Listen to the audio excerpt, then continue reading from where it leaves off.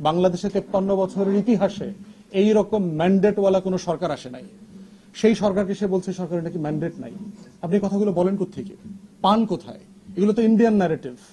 গত 10 মাস থেকে ইন্ডিয়ার গণমাধ্যমে আমরা যা যা শুনছি, যেই বক্তব্য, যেই শব্দে শুনছি, উনি এগুলো বলছেন।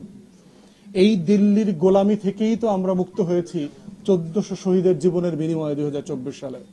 অতএব এই ইন্ডিয়ান ন্যারেটিভকে আবার ফিরায় নিয়ে আসার চেষ্টা করাটা হচ্ছে মির্জাফর আর লেন্দুব দর্জির মতো বাংলাদেশকে বিক্রি করে দেওয়ার চক্রান্ত।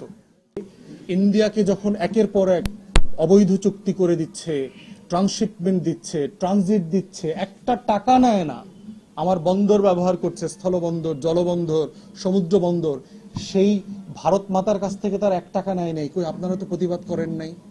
14 সালে যখন একতরফা নির্বাচন করলো, আপনারা তো প্রতিবাদ করেন নাই, বলেন নাই তো এটার এখতিয়ার নাই।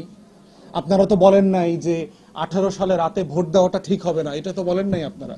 24-এও তো দামি নির্বাচন করে দিয়েছেন। এই আপনারাই তো 24-এর গণ অভ্যুত্থানে হাজার হাজার বুলেট দিয়ে শত শত মানুষকে হত্যা করেছেন। জাতিসংঘের রিপোর্টে বলে দেওয়া আছে 66% মৃত্যুর দায় হচ্ছে লিথাল ওয়েপেনের কারণে। লিথাল ওয়েপেন হলো এমন ধরনের মারণাস্ত্র যেটা পুলিশের কাছে থাকে না, এটা র্যাবের কাছে আছে, এটা বিজিবির কাছে আছে, এটা আর্ম ফোর্সেস আমাদের সেনাবাহিনীর কাছে আছে। তাহলে আপনাদের এত নৈতিকতার আলাপ তো গত বছর জুলাই আগস্টেও আমরা দেখি নাই।